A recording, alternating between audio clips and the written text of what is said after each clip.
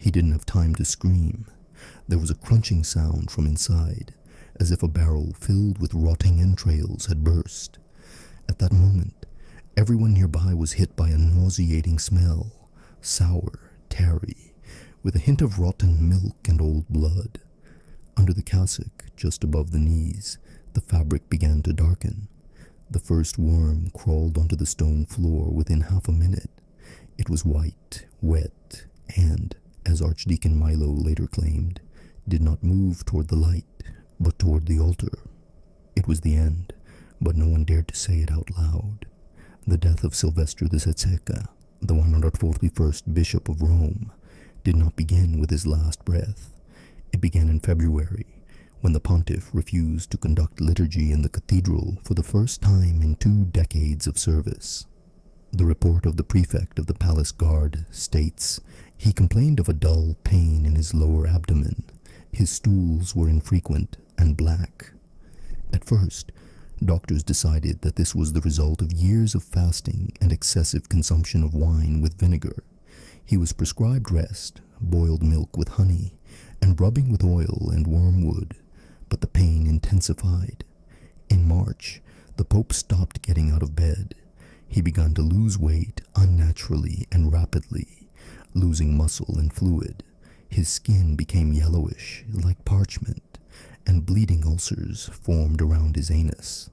Alberic, a servant who was allowed to care for him, wrote in his personal notes, "When I lift him, he hisses in pain.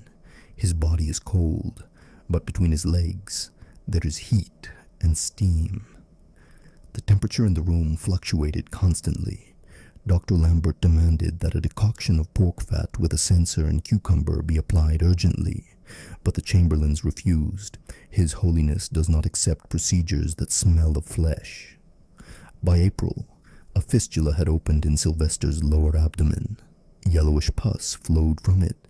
One of the scribes described how, at night, while changing his clothes, a wet larva crawled across the pontiff's thigh. No one believed it, until there were dozens of them. They appeared from under the skin, from the anus, from cracks in the lower back. Everyone who washed his body complained of a stench from within. One of the brothers resigned his monastic vows and left, saying, "He does not live there. What lives there is what eats him." At the same time, unrest began in the Curia. Cardinal Giovanni claimed that the pontiff was possessed. He was supported by Archbishop Arlata, who insisted on reading a special exorcism. But Dr. Lambert wrote in his report, "This is not the devil. This is intestinal death, ulcers with rot, foul-smelling mucus, profuse sweating, and noise in the abdomen." Doctors were forbidden to use iron. Instead, they prescribed prayers and rubbing myrrh. By May, Sylvester was no longer speaking. He only moved his lips. Black saliva flowed from his mouth. The clergy who remained with him noticed that the Pope's face had changed. His cheekbones were sunken, his pupils were dilated, his lips were cracked, and his cheeks were covered with spots, first yellow, then purple. But the worst part was the area around his anus. The skin there had burst. The sores merged into one large bleeding hole. Worms crawled out of it every night under the sheets, across the floor, into the cracks. The Pope moaned. Sometimes he almost sang. His voice sounded hoarse, breathy, as if he were inhaling pus. One of the monks said, "He is praying, but not to God." And that same night, the monk was found dead in his cell, and there was a mark on his neck from a belt. Officially, it was suicide. By mid-June, the body no longer belonged to Papa. It was swollen, moving, wet, and crackling. The servant who changed his bed wrote, "He is covered in slime. The sheet sticks to him. When we pull it off, it makes a sound like tearing boiled skin." The doctors insisted on cutting off part of the flesh, but the cardinals forbade it. In Lambert's report, there is emptiness under the skin. It is as if the organs have dried up or dissolved. We don't know what to feed him. Everything comes out as stinking water. By the summer solstice, rumors were already circulating in the Vatican. The Pope is decomposing. Some claimed that his body was being punished. Others said that he had touched forbidden books. One of the maids, Letizia, said, "He has been rotting since February. Now he is just a shell.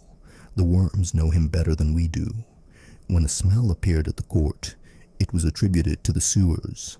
But when the windows became wet with condensation and the walls sticky, one of the guards demanded that an independent doctor be allowed to see the Pope. This was Theodore, the apothecary. He examined the body and wrote in his report, "The anus is completely destroyed. Not only pus is coming out, but also a substance mixed with hair and undigested food, possibly complete gangrene of the rectum. We are on the verge of decomposition." Theodore was never found, only his notes smeared with wax and blood. They read, "He is not dead. He is not alive. He is a home for others." The servants who were on duty at the door of the papal chambers in the second week of May noted that by nightfall, the air became heavier. The smell did not come from food or ointments, but from the body itself, especially from the area covered with wet bandages. The hospital records stated, "Moisture is increasing, fluid is seeping through the fabric and spreading around the perimeter of the bed." One of the doctors reported, "When we removed the lower tunic, the lower part of the body already looked like gray meat without integrity. It felt loose, and my fingers sank into it. At that point, it was decided not to lift the pontiff. The body could not withstand movement. The hospital slaves assigned to his care reported a crackling sound under the skin, as if it were bursting from within. One described that, when turned over, the right buttock made a sound like the crackling of dried skin, and under the bandage there were blisters filled with pus. They burst on their own. The bandages could not be changed quickly enough. Overnight, they became so saturated that they left stains on the floorboards. On the third day after Pentecost, one of the deacons, entering for the last rite, came out and fainted. He was dragged away, and the chaplain's report noted there was steam in the room and something was moving near the pontiff's feet. Then they allowed the room to be aired for the first time, but when the shutters were opened, they found that the inner fabric hanging on the frame was covered with black slime. It was removed and burned. Incense and censers were passed around the walls. This did not help. The smell became spicy, cloying, like sour wine mixed with hot meat. No one washed the father.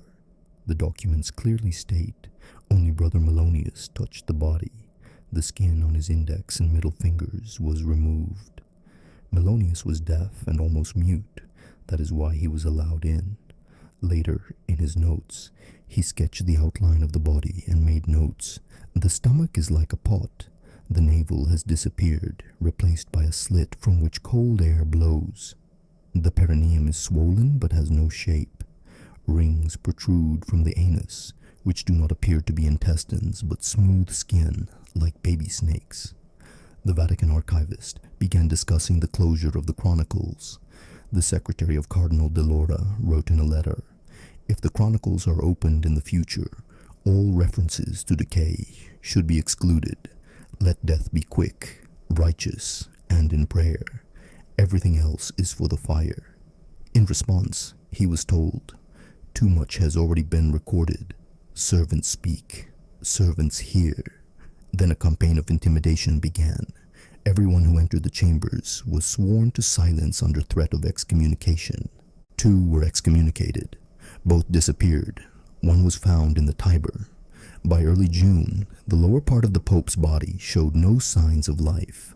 It did not respond to touch, did not hold bandages, and drops of pus protruded from the skin. Doctors argued whether to cut it off or leave it. A method of compressing the body with ice was suggested, but the Vatican refused. The body of the Anointed One shall not be compressed or frozen. All that remained was to change the bandages. Every day they were burned. Every evening, vessels of vinegar and oil were brought up from the underground kitchen. Every evening, the brothers covered their noses with their sleeves, but one after another they fell ill, rashes, weakness, bleeding gums. Rumors began to spread.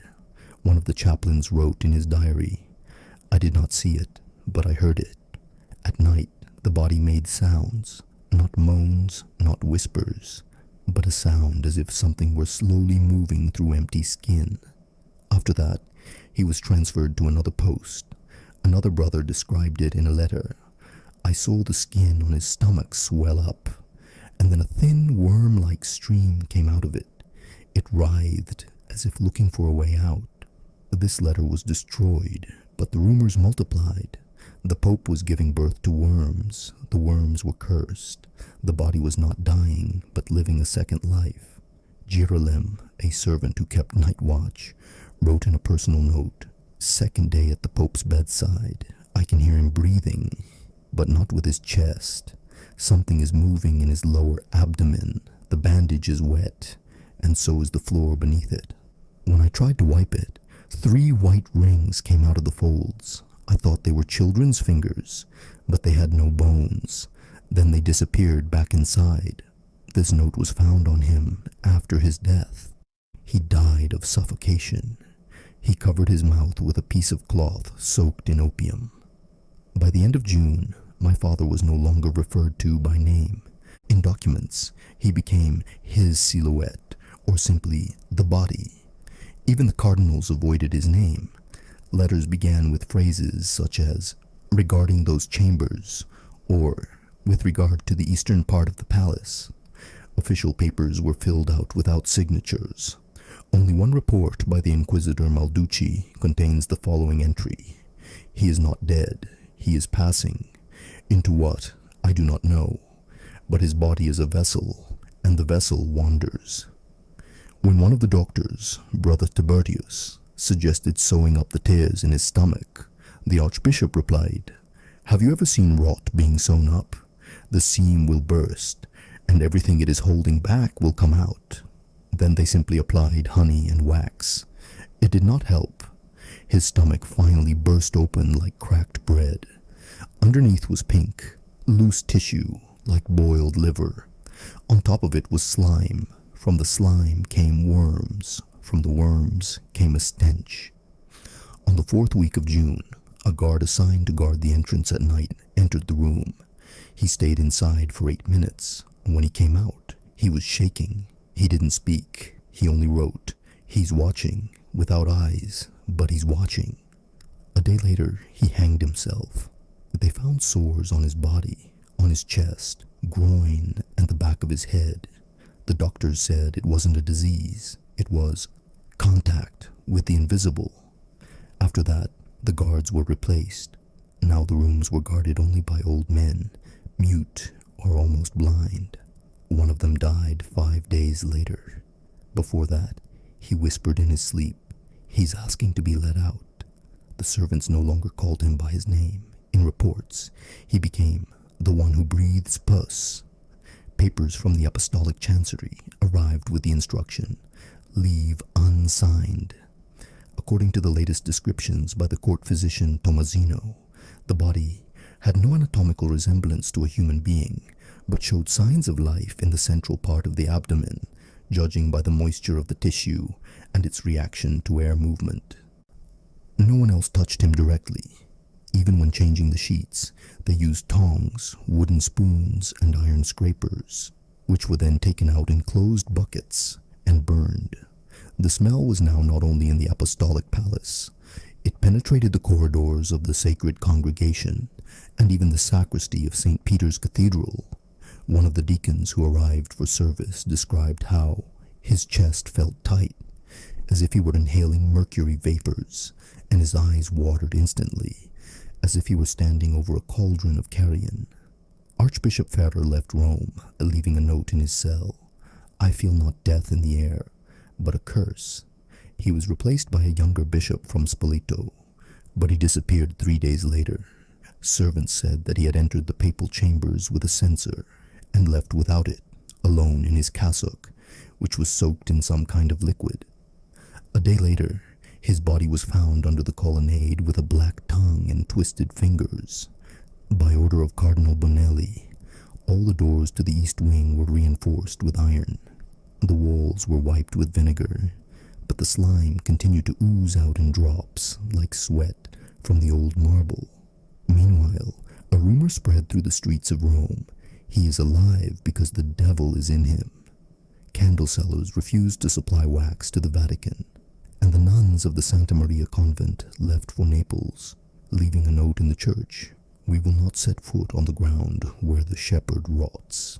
But the body continued to decompose. Salvatore's servant, who personally changed the bandages on his chest, later confessed under torture that his insides began to spill out when he turned.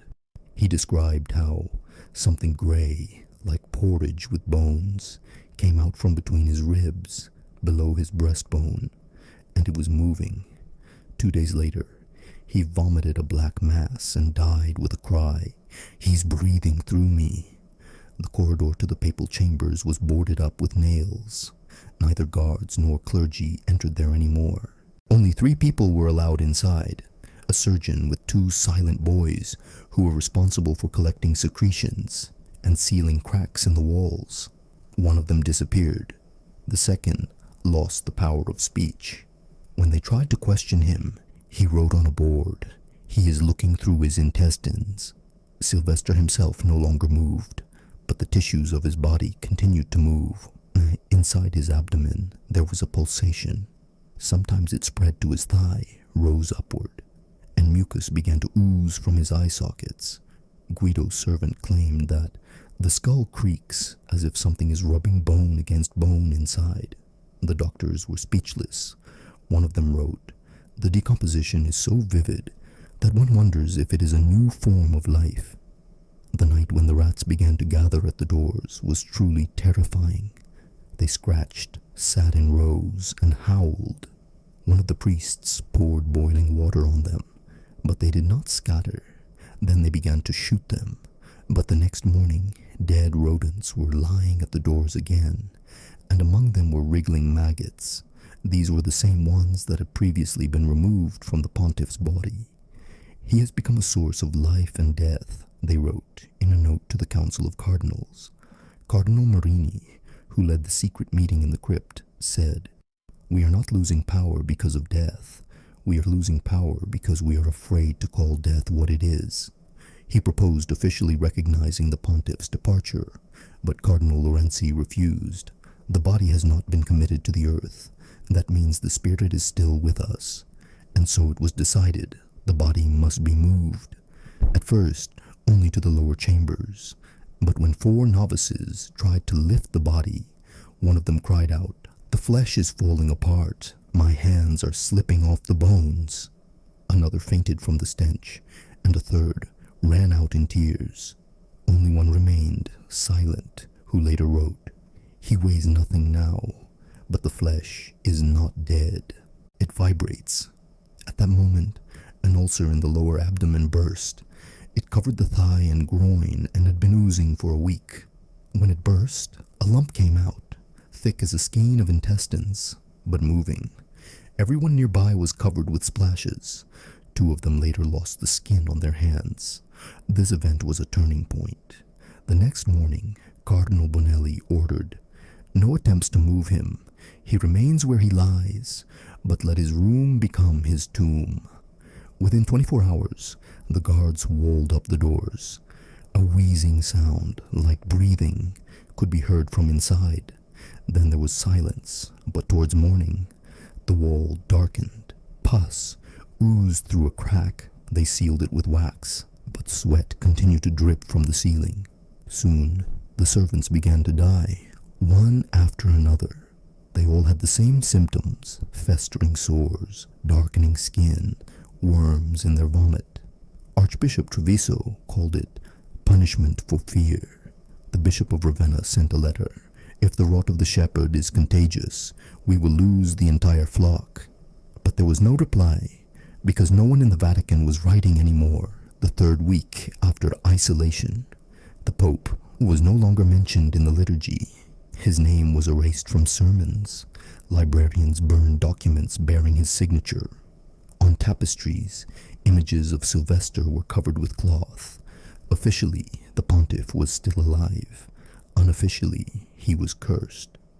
By the time a report arrived in Rome from Florentine priests about a smell reminiscent of the death of angels, exactly 1 month had passed since the papal chambers had been walled up.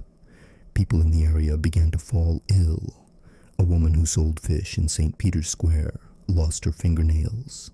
A boy who brought water to the guards lost half his teeth in 3 days.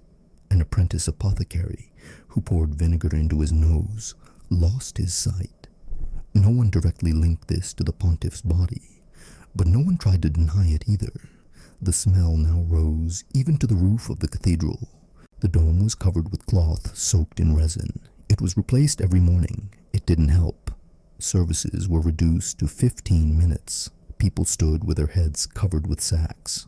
The choir sang out of tune. 3 singers got into a fight right at the altar, accusing each other of heresy. One cried out, "He's talking from the ground. He's moving the wall." In the second week of March, a crack appeared in the walled-up wing. A stream of steam emerged from it, warm, viscous, and foul-smelling.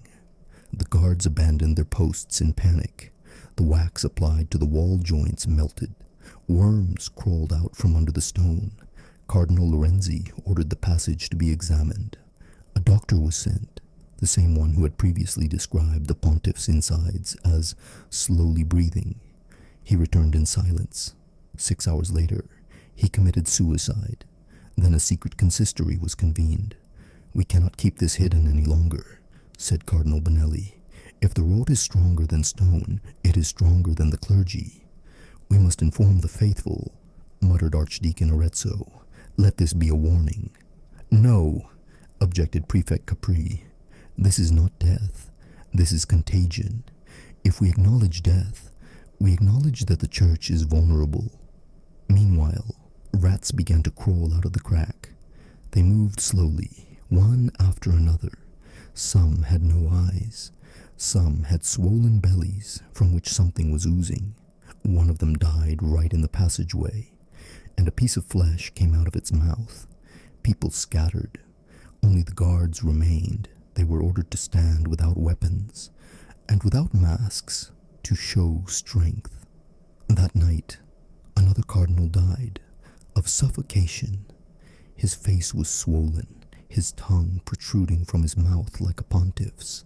No autopsy was performed.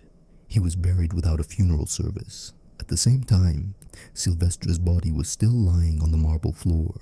According to the last surviving witness, it was swollen like an inflated bellows, but cracking at the seams. Bubbles emerged from the cracks, with worms moving inside them. A servant tried to wipe away the liquid, but the cloth burned as if it had been dipped in acid. He himself was blinded.